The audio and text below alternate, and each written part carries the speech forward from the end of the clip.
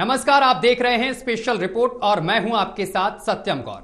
संसद से 3 criminal law bill pass हो गए हैं। राष्ट्रपति की मंजूरी मिलते ही ये तीनों बिल कानून बन जाएंगे। बिलों पर चर्चा का जवाब देते हुए केंद्रीय गृह मंत्री अमित शाह ने कहा कि जो लोग सदन के बाहर पूछते हैं कि इस कानून से क्या होगा, उन्हें बताना चाहता हूं कि इसके लागू होने के बाद तारीख पर तारीख का जमाना नहीं रहेगा और अब उद्देश्य यह है कि किसी भी मामले में 3 साल में न्याय दिलवाया जाएगा।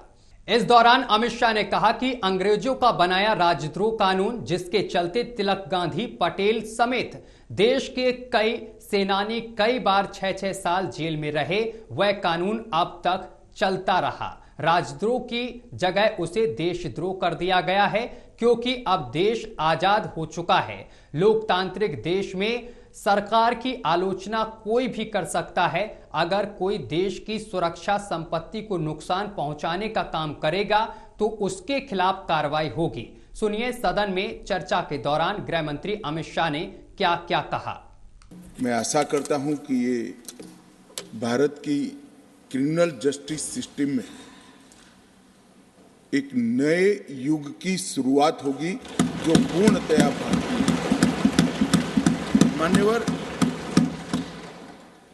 आपराधिक कानून और आपराधिक प्रक्रिया हमारे कंकरन लिस्ट में है, परंतु कई सालों से आईपीसी 163 साल से, सीआरपीसी 125 साल से और एविडेंस एक्ट 150 साल से जो ब्रिटिश पार्लियामेंट ने बनाए थे, वही एक्ट को आज हम उसी एक्ट से आज हम गवर्न हो रहे थे। नरेंद्र मोदी जी ने आजादी के 75 साल बाद इस देश में सारे कॉलोनियल कानूनों के अंदर उसको बदलाव कर कर समाप्त कर कर भारत की आत्मा को प्रस्तावित करने की शुरुआत की। मान्यवर, 2019 से हम इस पर अगस्त 2019 से इस पर विचार विमर्श, चर्चा, सलाह कर रहे थे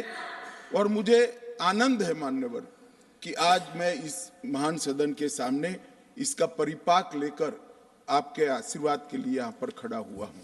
मान्यवर, सिर्फ कानूनों के नाम नहीं बदले गए, उसके उद्देश्य के अंदर आमूलचूल परिवर्तन कर Indian penal code, criminal procedure code और एविडेंस एक्ट, ये तीनों कानूनों को सन 57 के स्वतंत्रता संग्राम के बाद अंग्रेजों के शासन की रक्षा के लिए बनाया गया था और उसका उद्देश्य केवल और केवल अंग्रेज शासन की रक्षा का था।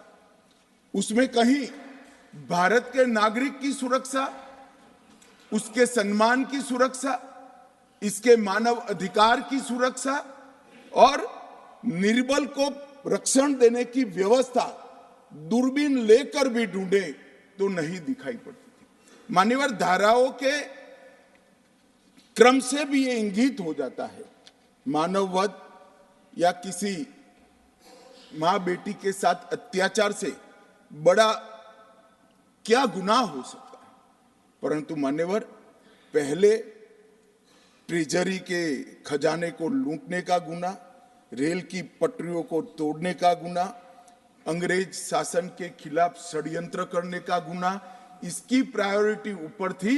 मानव हत्या की प्रायोरिटी और बहन बेटी के साथ अत्याचार की प्रायोरिटी बहुत नीचे थी, क्योंकि अंग्रेज शासन का ये उद्देश्य ही नहीं था।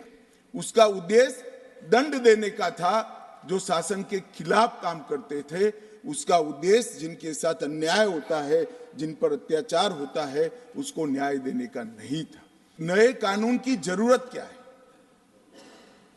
उनको स्वराज का मतलब ही मालूम नहीं है। स्वराज का मतलब स्वशासन से नहीं होता है। स्व शब्द सिर्फ शासन से जुड़ा हुआ नहीं है। स्वराज मतलब स्वधर्म को आगे बढ़ाए वो स्वराज है, स्व भाषा को आगे बढ़ाए वो स्वराज है, स्व संस्कृति को आगे बढ़ाए वो स्वराज है, और वो स्व शासन को जो प्रस्तापित करे वो स्वराज है। गांधी जी ने शासन परिवर्तन की लड़ाई नहीं लड़ी थी, गांधी जी ने स्वराज की लड़ाई लड़ी थी। और आज तक आप 75 साल में से करीब करीब 60 साल तक सत्ता में बैठे स्व को जागरूक करने का काम नहीं किया। 2014 से नरेंद्र मोदी जी ने इस देश की महान आत्मा को, स्व को जागरूक करने का काम किया है, और वो ही आज भारत के उत्थान का कारण बना है। आजादी के 75 साल तक और 4 दशक से आतंकवाद का दंश झेलने के बाद इस देश की आपराधिक न्याय प्रणाली के कानूनों के अंदर आतंकवाद की डेफिनेशन नहीं थी। नरेंद्र मोदी जी ने जीरो टॉलरेंस टुवर्ड आतंकवाद का परिचय कराते हुए टेररिज्म की डेफिनेशन को इसके अंदर शामिल किया है। मान्यवर जो पूछते हैं कि इस कानून से क्या होगा, मैं उनको बताना चाहता हूं कि इस कानून से राज्यद्रोह अब देशद्रोह के अंदर बदल गया है। राज्य के शासन की रक्षा के लिए एक जमाना था जब ब्रिटिश ताज का इस देश के अंदर शासन था। मान्यवर रानी के खिलाफ कोई आवाज नहीं कर सकता, फांसी पे चढ़ा दिए जाए। महात्मा गांधी हो, तिलक महाराज हो, वीर सावरकर हो, वो राजद्रोह के कानून में कई साल जेल में रखे, और आपने भी इसका उपयोग बखूबी किया। इमरजेंसी के अंदर ढेर सारे लोगों को जेल में डाल दिया, ढेर सारे विपक्ष के नेताओं। मान्यवर हमने राजद्रोह के अंग्रेजी कंसेप्ट को समाप्त कर दिया है। शासन के खिलाफ कोई भी बोल सकता है इस देश के अंदर। अब वाणी स्वतंत्रता का अधिकार भी है और लोकतंत्र। शाह ने कहा कि अगर कोई सशस्त्र विरोध करता है, बम धमाके करता है, तो उसके खिलाफ कार्रवाई होगी। उसे आजाद रहने का हक नहीं, उसे जेल जाना ही पड़ेगा। कुछ लोग इसे अपनी समझ के कपड़े पहनने की कोशिश करते हैं, लेकिन जो कहा उसे अच्छी तरह समझ लीजिए। देश का विरोध करने वाले को जेल जाना ही होगा। जब यह बिल सदन में पेश किया गया तो इस पर जोरदार बहस देखने को मिली। एएमबी चीफ पैच एआईएमआईएम चीफ असदुद्दीन ओवैसी ने बिल पर सवाल उठाए तो बीजेपी सांसद साध्वी प्रज्ञा ने जमकर घेरा। तो जॉन अलिया ने कहा था कि जुर्म में हम कमी करें भी तो क्यों, तुम सजा भी तो कम नहीं करते। सर, आज सच्चाई इस देश में यह है कि सूट पहनने वाला क्राइम से जुर्म से बच जाता है, जेल से बच जाता है। एक खाकी पहनने वाला किसी को करीब से गोली मार सकता है, हथकड़ी पहने हुए मुजरिम को, उसको कुछ नहीं, जवाबदेही नहीं है। सच्चाई हमारे मुल्क में यह है कि इस ऐवान में जिन पर टेररिज्म का चार्ज है वो इस कानून पर वोट डालेंगे कि टेररिज्म क्या है, नहीं है। सर, मुझे ये कहने की इजाजत दीजिए कि अगर आज भगत सिंह को और मोहनदास करमचंद गांधी को ये 3 खवानीन बनाए जाते तो भगत सिंह और मोहनदास करमचंद गांधी कहते कि रोलट एक्ट है, ये 3 खवानीन रोलट एक्ट है। अब हुकूमत को बताना पड़ेगा कि असल मकौले पुत्र कौन है। सर, सच्चाई यह है कि इस मुल्क के गरीब, दलित, मुसलमान, आदिवासी, इनके लिए जिंदगी से बड़ी कोई सजा नहीं है। और क्या जुर्म है पता ही नहीं इनको। सर, अगर हमको रिफॉर्म करना था, इस्लाह करना था, तो हमको उन प्रोविजंस को निकालना था जो हुकूमत और पुलिस को मनमानी करने की इजाजत देती है। हमको वो प्रोविजंस को निकालना था कि जो मंत्रियों को और पुलिस को ये मौका मिल जाता है लोगों को सालों जेल में रखने का, उन पर कोई जुर्म पर साबित नहीं होता। हमको ये करना चाहिए था कि जो प्रोसिक्यूटर होता है वो फैब्रिकेटेड एविडेंस डालकर ताकतवरों को अपनी ताकत की बुनियाद पर उनको छूट दे देता है। हमने वो काम नहीं किया। आज हमारे वतन अजीज भारत में सबसे ज्यादा अंडर ट्रायल अगर कोई है जेलों में तो मुसलमान, दलित, आदिवासी हैं। सर, इनका कन्विक्शन रेट देख लीजिए आप। एनसीआरबी का डेटा है 2017 से 21 का 20% अंडर ट्रायल मुसलमान है, 16% कन्विक्शन है, और मुसलमानों की आबादी 14.2% है। प्रिवेंटिव डिटेंशन यदि जिसको इस्तेमाल किया जाता है जुडिशियल प्रोसेस को सबवर्ट करने के लिए और फेयर ट्रायल को सबवर्ट करने के लिए, आज भारत की जेलों में 30% डेटेन्यूज मुसलमान है। संसद के साथी कह के गए हैं कि हमारे मुस्लिमों पे ये किया जाता, मुस्लिमों पे ये किया जाता। मैं कहना चाहती हूँ कि क्यों पीड़ा हो रही है तुम्हारे तो ऊपर बहुत बड़े लोगों का हाथ था। कह दिया जाता कि इनको जमानत दे दो, क्रिमिनल होने के बाद भी उन्हें जमानत मिल जाती है। मैं आज धन्यवाद करती हूं प्रधानमंत्री मोदी जी का, धन्यवाद करती हूं अमित शाह जी का। आज ये दंड का नहीं, आज ये न्याय का प्रावधान आया है हमारे बीच में और हम उस प्रावधान के अंतर्गत चल रहे हैं। महोदय, बहुत अच्छा ये लग रहा है कि इतने वर्षों बाद ही सही बहुत सारे कष्टों को झेल करके बहुत लोग आगे आए हैं। और जहां अपराधों के लिए कहा जाता है ये अपराधी है, तो अंग्रेजों का शासन, ब्रिटिश का शासन के जो कष्ट झेले हैं उनके बारे में ये बात कहना चाहती हूं कि महोदय, ना सम्मान दिया जाता था, जैसा सरकार चाहे वैसा सरकारें चलाती थी इन लोगों को।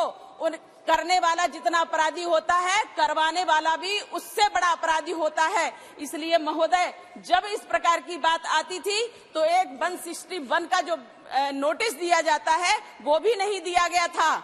कोई और की बात नहीं कर रही हूं, अपनी बात कहते हैं, लेकिन ऐसा साधु सन्यासियों के साथ हुआ है और हम भी उसको झेले हैं।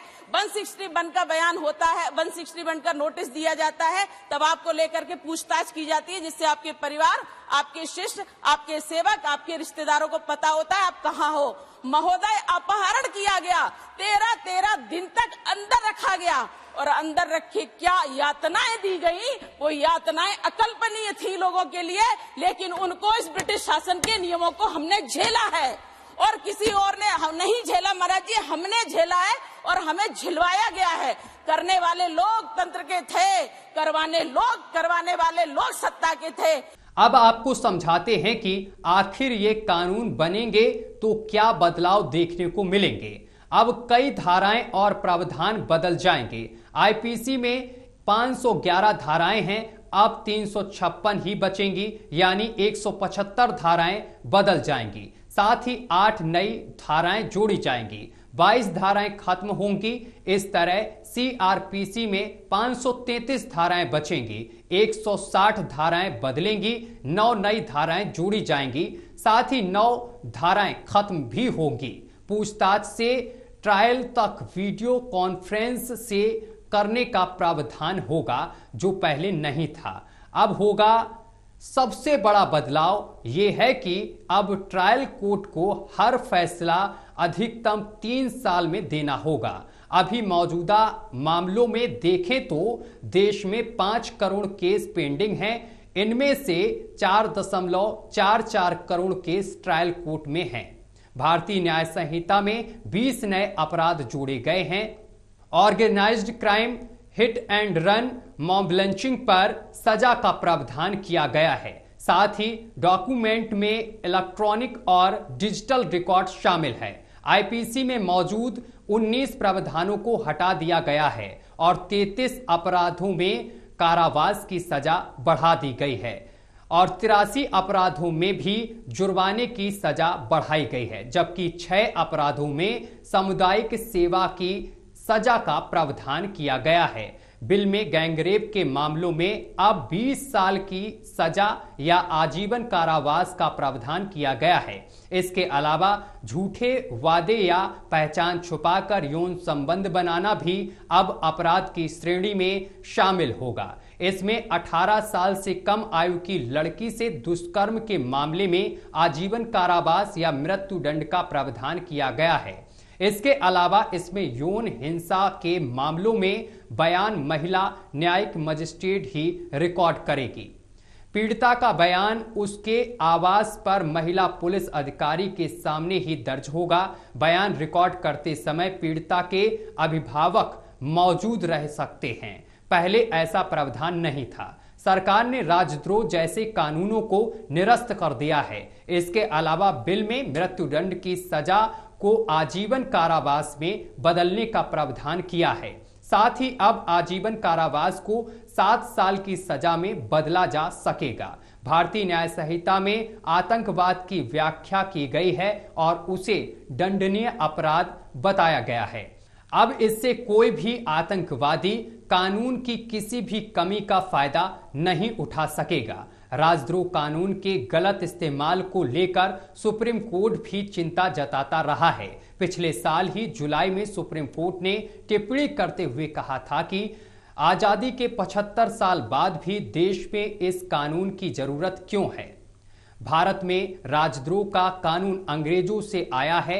1870 में आईपीसी में धारा 124A जोड़ी गई थी जो राजद्रोह को अपराध बनाती है। अंग्रेजी कानून में राजद्रोह करीब 850 साल पुराना है। 1275 में हुई वेस्टमिंस्टर की संविधि से इसका पता लगाया जा सकता है। यह वो समय था जब राजा ही सर्वेसर्वा हुआ करते थे। तब राजद्रोह का पता लगाने के लिए न सिर्फ भाषण की सच्चाई बल्कि इरादे पर भी गौर किया जाता था। उस समय राजद्रोह का कानून सत्ता के सम्मान के खिलाफ बोलने वालों को रोकने के लिए बनाया गया था। 1606 में राजा के फैसले में राजद्रोह को अपराध माना गया था। इसमें तर्क दिया गया था कि सरकार की सच्ची आलोचना में सरकार को बदनाम करने और अस्थिर करने की ज्यादा क्षमता होती है, इसलिए इस पर रोक जरूरी है। 1868 में यूके की एक अदालत ने राजद्रोह को अपराध के तौर पर परिभाषित किया था। मैकॉले के 1837 के पीनल कोड के ड्राफ्ट में धारा 113 का जिक्र था। यही बाद में धारा 124A बना। भारत में 1870 में संशोधन पर आईपीसी में धारा 124A को जोड़ा गया था। 2018 में लॉ कमीशन के एक दस्तावेज में बताया गया था कि 1870 में राजद्रोह कानून को आईपीसी में इसलिए जोड़ा गया था ताकि सरकार के खिलाफ उठ रही असंतोष की आवाजों को दबाया जा सके। हालांकि लोग सरकार के खिलाफ अपनी भावनाओं को व्यक्त करने के लिए स्वतंत्र थे, लेकिन तब तक ही जब तक वो कानून का पालन कर रहे हैं। अक्सर ऐसा दावा किया जाता रहा है कि ब्रिटिश शासन ने अपने खिलाफ उठ रही आवाजों को दबाने के लिए 124A का इस्तेमाल किया था। 1892 में जोगेंद्र चंद्र बोस मामले में अदालत ने राजद्रोह और आलोचना का अंतर बताया था। इस मामले में कहा गया था कि आईपीसी की धारा 124A इंग्लैंड के राजद्रोह के कानून से अलग है। इंग्लैंड में सरकार के खिलाफ कुछ भी भावना व्यक्त करने पर राजद्रोह लगता है, जबकि भारत में सिर्फ उसी मामले में ये धारा लग सकती है जब किसी इरादे से सरकार के खिलाफ काम किया गया हो। उस समय कोर्ट ने कहा था कि धारा 124A असंतोष को सजा देती है, न कि अस्वीकृति को। 1898 में बाल गंगाधर तिलक के खिलाफ इस कानून का इस्तेमाल किया गया था।